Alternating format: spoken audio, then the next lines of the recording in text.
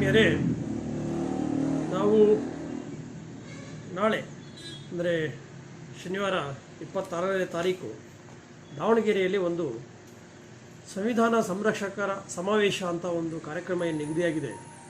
ಆ ಕಾರ್ಯಕ್ರಮಕ್ಕೆ ನಾಳೆ ಸಾಗರದಿಂದ ಬೆಳಗ್ಗೆ 6 ಗಂಟೆಗೆ ಒಂದು ಬಸ್ಸಿನ ವ್ಯವಸ್ಥೆ ಆಗಿರ್ತದೆ.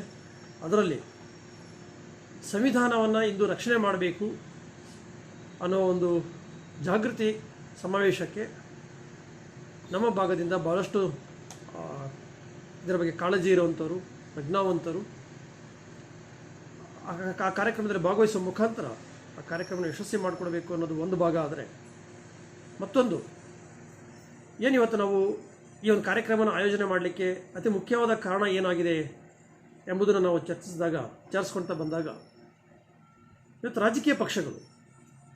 ತಮ್ಮ ಅನುಕೂಲಕ್ಕೆ ಅಥವಾ ತಮ್ಮ ಹಿತಕ್ಕೆ ಆಯಾ ಸಂದರ್ಭಗಳಲ್ಲಿ ಬೇಕಾದ ರೀತಿಯಲ್ಲಿ ಸಂವಿಧಾನವನ್ನು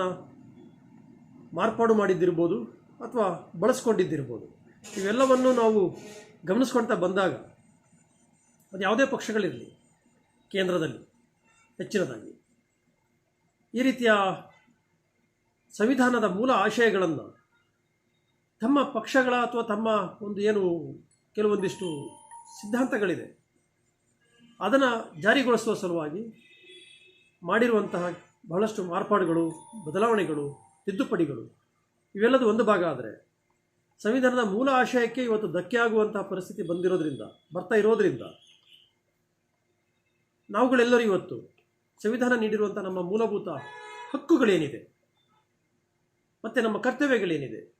ಹಾಗೂ ಇತರ ಬಹಳಷ್ಟು ವಿಚಾರಗಳನ್ನು ಅಳವಡಿಸ್ಕೊಂಡಿರುವಂಥ ಈ ನಮ್ಮ ಸಂವಿಧಾನದಲ್ಲಿ ಆ ಸಂವಿಧಾನವನ್ನು ನಾವು ರಕ್ಷಣೆ ಮಾಡ್ಕೋಬೇಕು ಅಂತ ಹೇಳಿ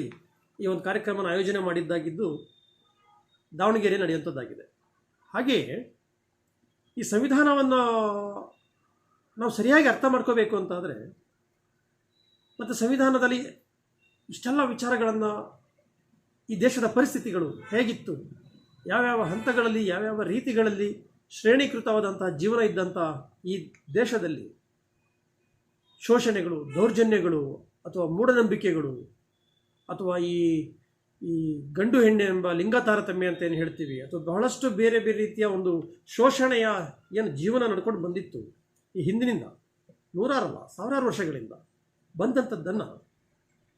ಈ ಸ್ವಾತಂತ್ರ್ಯ ಬಂದ ನಂತರದಲ್ಲಿ 1947 ಒಂದು ರೀತಿಯ ನಮಗೆ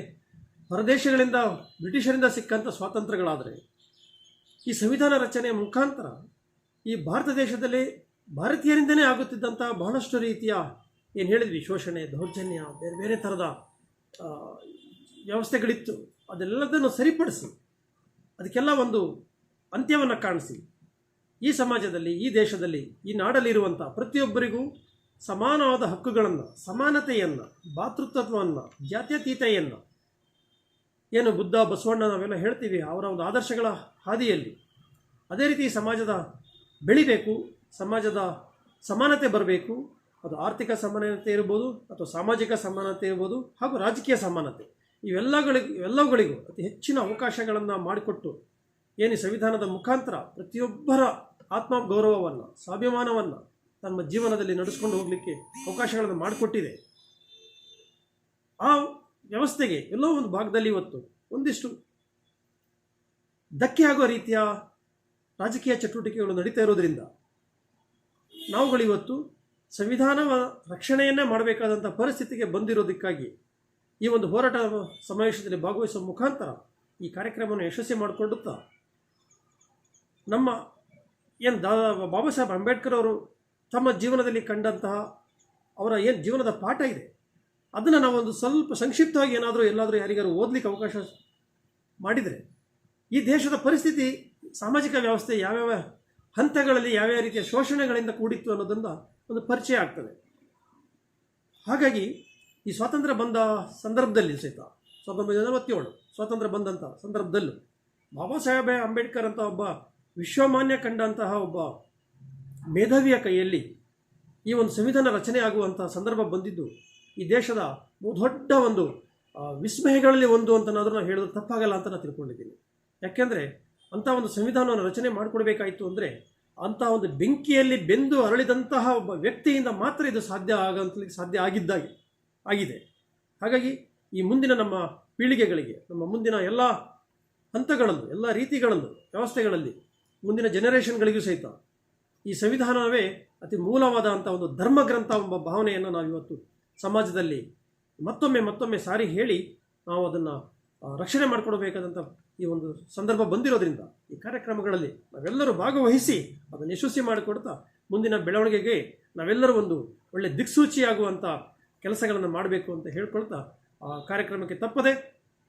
ನಾಳೆ ಬೆಳಗ್ಗೆ ಸಾಗರದಿಂದ ನಾಳೆ ಬೆಳಗ್ಗೆ 6 ಗಂಟೆಗೆ ಸಾಗರದ ಕೋರ್ಟ್ ಆವರಣದಿಂದ ಒಂದು ಬಸ್ಸಿನ ವ್ಯವಸ್ಥೆ ಆಗಿರ್ತದೆ. ಉಳಿದಂತೆ ಎಲ್ಲ ವ್ಯವಸ್ಥೆಗಳು ಆಗಿರ್ತದೆ. ಹೆಚ್ಚಿನದಾಗಿ ಈ ಒಂದು ಕಾರ್ಯಕ್ರಮದಲ್ಲಿ ಭಾಗವಹಿಸಬೇಕಂತ ಮತ್ತೊಮ್ಮೆ ಕೇಳ್ಕೊಳ್ತಾ ನಾನು ಶ್ರೀಧರ್ ಮೂರ್ತಿ, ದೇಶಿ ಸೇವಾ ಬ್ರಿಗೇಡ್ ಸಾಗರ, ಇಲ್ಲಿಂದ ನನ್ನ ಮಾಹಿತಿಯನ್ನು ತಮ್ಮೊಂದಿಗೆ ಹಂಚಿಕೊಳ್ತಾ ಇದ್ದೇನೆ. ಧನ್ಯವಾದಗಳು.